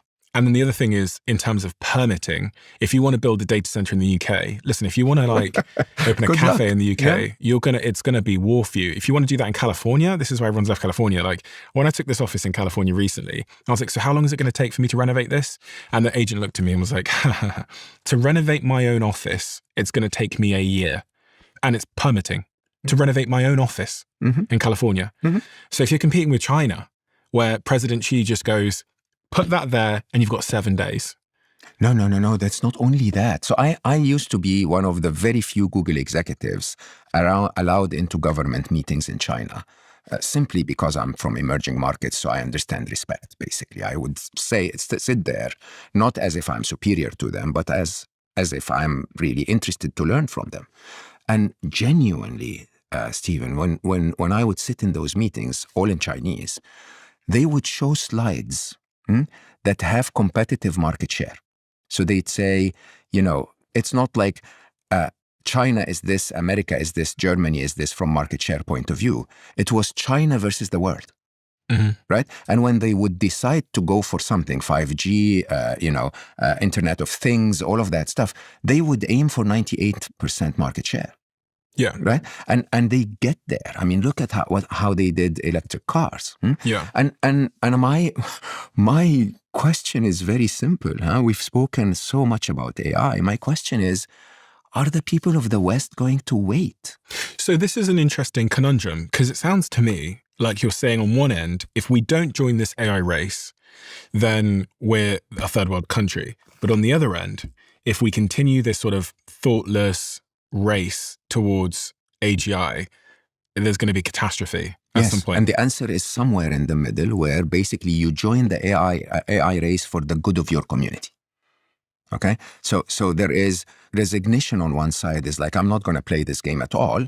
There is offense on the other side, where I'm playing this game to destroy everyone else. And there is a balance in the middle where we say we're going to build an ethical form of AI that's going to help our communities. We're going to use this ultimate gift, this ultimate superpower, right? Superman landed on the planet. Raise it to help your community. Is that wishful thinking to some degree when you think about the nature of sort of competition? I don't know how to tell you otherwise. I genuinely believe I genuinely believe it's going to be very difficult to make that change. Okay? I genuinely believe that it's going to be that when the challenges of an AI dystopia hits us, we're not going to be ready. But I can't stop talking about it, Stephen. Do you understand where I stand with this? I just am hoping, and I tried so hard. I spoke to the leadership. Then I spoke, like, one of the things that my Atlantic Productions, who helped me with the film, did for me, which I have to say, completely, I am very appreciative of this, is, through our conversations, the last few years, that I tended to, at a point in time, lose hope in the leadership and basically try to influence the public for ethical AI. Okay? And my conversation was that the leadership at the time was the technical leadership, and that everyone was so caught up in the arms race that I wanted to teach the public to help us build ethical AI. And I continue to focus on the public, every one of us.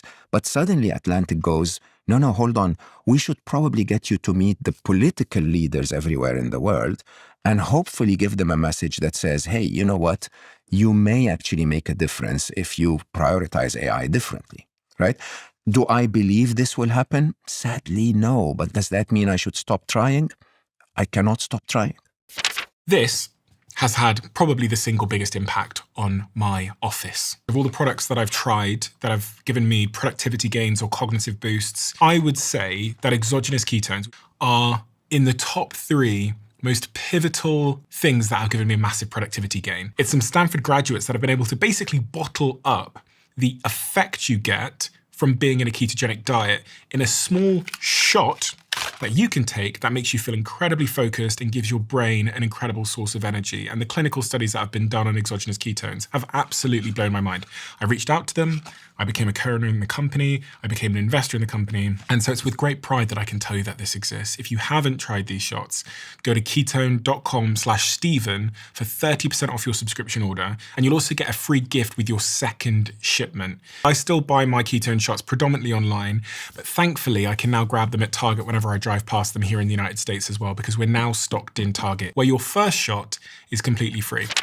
I've done almost 700 interviews with some of the most interesting people in the world. And one of the things you learn, which is unexpected, is that vulnerability is the doorway to connection. And after sitting here for 2-3 hours with a guest, I feel a deep sense of connection to them. And as they leave, what I get them to do is to write a question in the diary of a CEO. We've taken all of the questions from the diary of a CEO. We have put the question here on this card with the name of the person that wrote it. So you can sit at home, as I do with my fiance and my colleagues at work and other people in my life. Whenever we get a minute, we play the Diary of a CEO conversation cards, and it is incredible what happens. These are great if you're in a romantic relationship and you want to connect your partner more. These are also great if you're in a team and you want to bond your team together. And I have to say, they're also great for families that want to learn more about each other and that need a good excuse to spend some time in a digital world, in the analog environment, connecting human to human. It is remarkable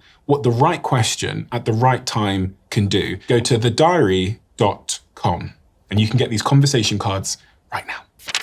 When I have these conversations about AI, what I'm trying to do all the time is to pass out what is like wishful thinking and then what is reality. And like to understand reality, you have to understand competition, you have to understand human emotion, you have to understand incentive structures.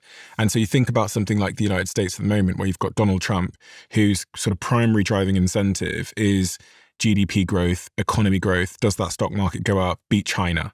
So if you all agree that that's like the core of his incentive structure, then you've got President Xi over here, his incentive structure is probably control, or independence, defense, so that, you know, they need to make sure they do well on the weapons side. When you look at, and then you've got these like other nations like the UK and Europe and these other places who are kind of, it seems like we're a bit resigned to the fact that we're not going to participate in the underlying models building because we just don't have it together. We don't have the energy. We don't. And you go in such a world, you go ethical AI. Who's gonna prioritize ethical AI? I mean, anybody that does is might fall behind theoretically. Is that? So I wonder where the fault in the thinking is here. Like, how do we get to a point of ethical AI when the incentive structures are so clearly highly competitive and arguably a little bit short term in their thinking? Yeah. So what are you saying? We lie down and wait? No, I just don't know. I just don't have an answer, honestly. Correct. That's why we keep having these bloody conversations. That's why we keep talking about it. Yeah. And that's why I keep spending 14 hours a day trying to tell the world, because some genius somewhere is going to find an answer. But the way it's going. Right now, I guess what we're pursuing is we're hoping that ChatGPT and Anthropic and Grok, and we're hoping that they just build ethical models. And we're hoping that social pressure forces them into making good decisions. Correct. We need to be able to vote with our usage. Right? Yeah. So I think one of the biggest movements in AI since we started was the idea that so many people switched away from ChatGPT when they approved that their model can target people. Right? So many people I know at least said... Target people? When Anthropic refused to... Do you think people switched? I think many have. I think ones that are aware did. Right? And I think they did because the cost of switching is really... I mean, honestly, Anthropic is better if you think about it. Yeah, I think it's better. Yeah, but the idea is if people don't switch for those ethical reasons. So, you know, every one of my books has this dedication at the beginning. It used to be The Gravity of the Battle Means Nothing to Those at Peace when I wrote In Memory of Ali at the beginning. My next book, Alive, do you remember a song called they were called the Manic Street Preachers? Yeah. If you tolerate this, then your children will be next. Mm-hmm. I genuinely believe that what the world needs to wake up to is, if you tolerate this, then your children will be next. If you continue to resign, if you continue to say, I'm not going to try, this world is going to change in a way that is completely not in your favor. try what? Try to stand up and say something needs to change. Okay. We can say something needs to change, but we can't say what that thing is. What needs to change is governments need to serve their people, not their interests, and corporates need to work for the benefit of their societies before their shareholders. This run that we had with capitalism so far has benefited the world tremendously. Whose economy do you think is going to be in a better place for the middle China, class for sure. out of, say, the UK and the United States? The UK is gone. It's gone because, in part, because it didn't compete? Because you're an older bureaucracy that is burdened down by so much barriers in the process of building anything, right? Because the US economy in the past welcomed people like me to go and live in California and build amazing shit, right? That is no longer the case. So who is going to win? In my view, it's definitely China. And by the way, you asked for the middle class. So China made decisions recently that forced businesses not to lay people off in replacement, to be replacing them with AI. Would the West do that? The capitalist West would never do that. We don't know the answer. I don't know the answer. I'm responding to your... Yeah, you can see the conundrum I find myself in, which is a state like, a country like the UK is, in your words, gone because it didn't compete. It didn't allow people to be highly entrepreneurial. It didn't empower entrepreneurialism, innovation, ingenuity. In some way, it stood in their way. In some way. Now, that could be incentives, it could be culture, it could be whatever. Yeah, I know where you're going with this. The US didn't, so they have a economy which is arguably more productive and future-proofed than ours. By way of that, they are also more advanced in artificial intelligence, and we are gone. So the remedy for a country like us would be, therefore, to compete. Let the reins off, let entrepreneur ingenuity, but then we're saying that's dangerous. And your conundrum in that is that you're assuming that entrepreneurship by definition is malicious. No, I'm just saying that there's a bit of a paradox. Like, you're damned if you don't, you're damned if you do. But you're not damned if you build things for the people, not for the capitalist. This is an ideological debate. I pray and hope that is plausible, but I'm worried that in a competitive market, whoever's optimizing for, I don't know, you can name it, retention. If we built two AIs, right, I'm going to call the Mo Gawdat AI, and I'm going to call the other one Evil AI. The Evil AI, okay, that's good. It's programmed to retain you. It's sycophantic. It says what you need to hear. It's super smart, and because of that, even though it's not trading in your best interests, it's retaining you more. You're using it more often. It's programmed for that, kind of like the social networks are. They're all just trying to like dopamine your brain into oblivion. Then there's the Mo AI. It tells you to log off, you've had enough. It thinks about your well-being.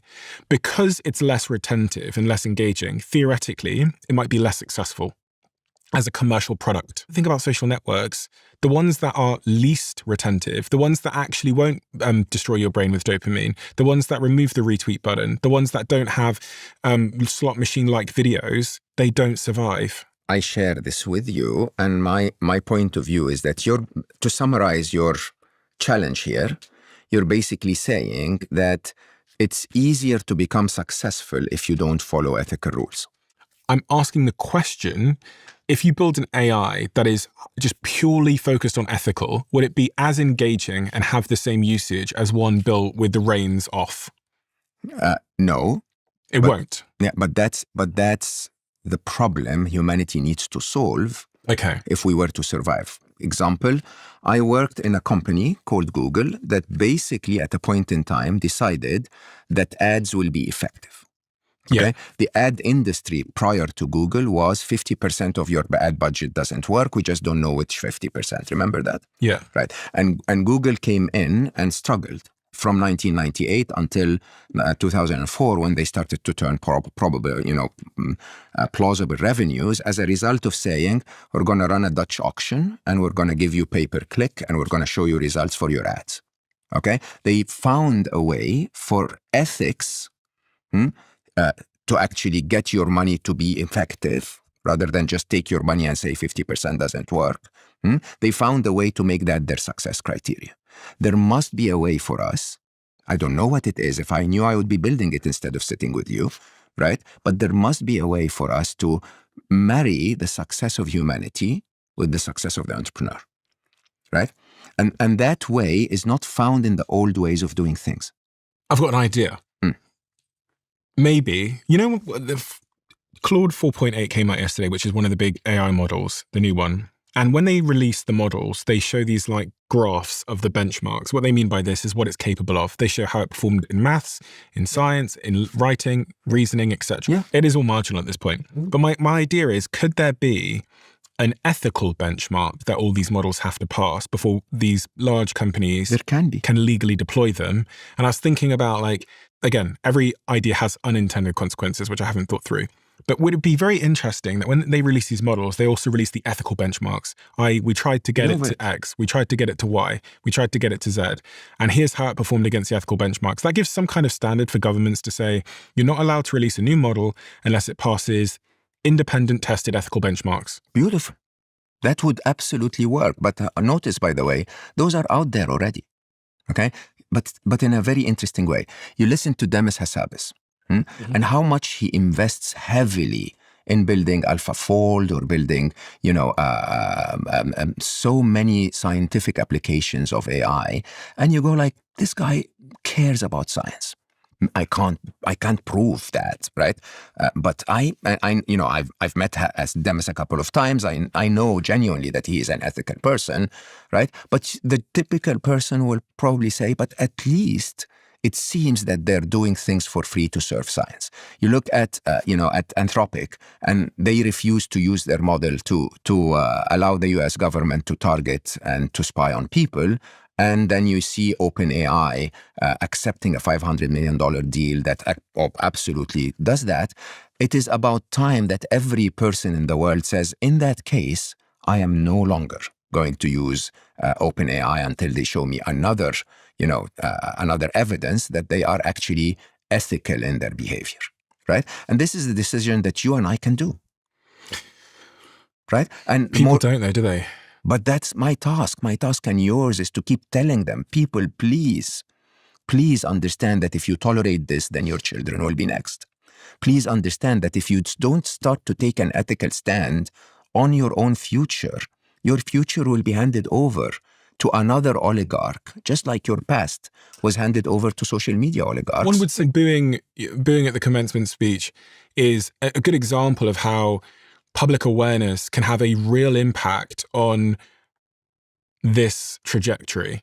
But I still think at the end of the day, if you think about things like smartphone usage in schools, at the end of the day, it does come down to government intervention and saying, do you know what, we're going to ban 14-year-olds from scrolling TikTok. And that's in part because people spoke louder and louder and louder. They went on podcasts. Jonathan Haidt, who wrote the book about the anxious generation, started a conversation, and that conversation led to legislation. I still think it ends in like some kind of constraint legally.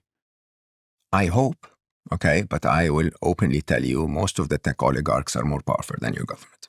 Is there any precedence in history where this kind of change happened without government intervention? French Revolution. So I was thinking about things like climate change, even you could say smoking. All these kinds of things have had to be like taxes and... Stephen, I'm with you. If governments intervene, we wouldn't have a problem. Governments won't intervene because governments are owned by the oligarchs, right? So my question for everyone listening to us is, are you going to intervene? What, cancel your ChatGPT? If that's what you can do, it's fine. If not, then go ahead and start a startup that does something. If that's not within your capability, then send a message to your congressman. If that's not within your capability, then say something ethical online so that the world understands a position that needs to be opening the eyes. If that doesn't work for you, at least don't engage in stuff that is negative that you don't know enough about. There are so many little actions. If humanity starts to move in the direction of one saying ethics matter, not just profit, Okay. And two, saying, I'm not going to participate in something that's unethical just because I believe I want to, I feel like it right now. Okay. If I tell you the number of things I took out of my life, just to try and affect a tiny bit of change of revenues that go to bullets, if I tell you the number of things. I think there's two central concerns I've always had, which is I do feel that there's going to be significant job disruption, and I don't think society's prepared for it yet. And I don't know what that preparation looks like, but I think we should start thinking about it. I shared this with you. I genuinely believe that if we continue on where we are, there's no hope. In the trajectory of where humanity has become, so distracted, so resigned to inaction, so disconnected from their own rights of freedom of expression and engagement and so on, I think we have no hope. Do we want to stay there? That's a question that I'm asking our listeners. And I'm not saying be violent or get up or, go be angry or whatever. I'm just saying take one little action. Ask yourself, please write it in the comments, one little action. One little action that you're going to do today that's going to make the world a little better tomorrow. And don't give up on humanity, Stephen. I'm not saying you do, but I'm saying we are going through such a difficult time in humanity's history that for the very first time ever, we have to do something about it. I don't want my daughter to be at the receiving end of what happened to my son. I genuinely lost Ali. I don't want to lose Aya. And the world we're building is going to be very difficult for Aya, Stephen. And I cannot go to sleep at night without trying something every day. And I genuinely don't understand how humanity is missing that point. Mainly, I think, because they're uninformed. Now we're informing them. Okay? The only thing that will save humanity going forward is that this superpower, called intelligence, is used for ethical reasons. Is that the corruption that's leading us to where we are today stops. Mm-hmm. You've got more envelopes there. What's your next envelope? The third one. Number 2 was job losses. Number 3 was labor. Basically. Same thing.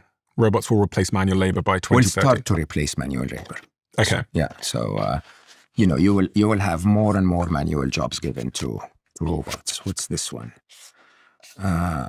This is absolute. Do you think otherwise? The world's first trillionaire before. Oh, yeah, probably well before then. Well before 2030. I think Elon's about to IPO SpaceX, which is likely to make him a trillionaire. Yeah, I think the concentration of power that comes with that is quite drastic when you really think about it. And that's 2030 is just a few years away. I think the team wrote this wrong. Artificial superintelligence will arrive in 2032 to 2035. I think artificial superintelligence will arrive the minute AGI happens. So it doesn't really matter if AI is 1 billion times smarter than you or just twice as smart as you. Once we cross beyond AGI, ASI is just very, very soon. And yeah, I think we'll overcome that when we get to the fourth inevitable, when AI is in charge of everything. I genuinely believe that we will end up in a utopia of abundance. I genuinely believe that, again, physics, mathematics, and biology will tell you that superintelligence is benign and that we will eventually end up in a good place, not because humanity has done much to get us there, not because our leaders have suddenly turned ethical, but because our unethical leaders have gone out of the equation and were replaced with a super efficient minimum energy principle that doesn't see value in anything that's destructive. So the future is going to be great. Those who make it to 2038 will enjoy it, yeah. Those who make it. For sure. I mean, World War II didn't destroy the world, but ask those who went through it. It's just an interesting idea that actually it's just you're forecasting basically like a decade of turmoil. Of dystopia, of absolute dystopia. When you say absolute dystopia, just so I'm clear in my mind, that absolute dystopia you're forecasting over a decade is about war. It's or about economics, jobs. Economics, it's about jobs. It's also about surveillance and control. It's also about digital currencies. It's also about human connection. It's also about concentration of power. it's a magnification of everything we've built so far. And just to, again, arm people with some tools to survive that dystopia for a decade. We talked a little bit about focusing on human jobs, the more human jobs. Yeah, learn AI. So AI is not the enemy, okay? By definition, the better you are at using an AI to do your job, Yeah. the more likely you are to be successful, right? Now, number two is prepare for a hybrid world where AI and humans work together. How do you prepare? You basically understand agents and how agents work. You understand how a hyper efficient approach to things may not require you to be, very long meetings and very long. So there is, if you lived in California, you would know that the way we ran businesses was a lot more efficient. We sometimes had a 7-minute meeting, right? So the habits of an AI are much more efficient than the habits of humans. So learn AI again. Learn how to interact with AI, welcome AI into your hybrid world of work. I think you need to, of course, double down on human skills. I think that's a must to succeed in this world. I think we need to. One of my most interesting views on the near future is how AI is going to be used to blur facts, and how we need to become much more interested in debugging what we're told, using AI, by the way. Part of that, I have to say, is you have to learn to use AI, again, not as a lazy person, so don't have them do things for you, have them make you smarter. So instead of trying to get the same task done with one prompt, try to get a much more interesting and demanding and intelligent task done with more work. So I've got two things so far, which is basically like lean into AI, and the second one is like lean into those human skills. Lean into human connection, and lean into the truth. Don't be fooled by the hype. Try to be more informed, I think. And then finally, ethics. If you want to, I know it sounds. The world we live in sounds as if the only way to win is to compete in capitalism. That's not the world I lived in. The world I lived in, especially in my Google years, was solve a major problem. And when you do, you'll end up making a lot of money. Are you optimistic? I am optimistic about the future. I'm very optimistic about the future. I'm not optimistic about the present. You're not optimistic about the next decade? Yeah, I'm not optimistic about the next year, to be honest. The next year? For sure. Why the next year? Ah, come on, Stephen. You don't want me to say it out loud? We're ruled by maniacs. Decisions are being made for the absolute wrong reasons. Very interesting time. Very interesting time we find ourselves in. For lots of reasons. I mean, honestly, if you're a video gamer, this is the best part of the game. It is a very, very, very, very, what's the word? It's the ultimate matrix of complexity that I have ever encountered in my life. Yeah, that's an apt description of how it feels.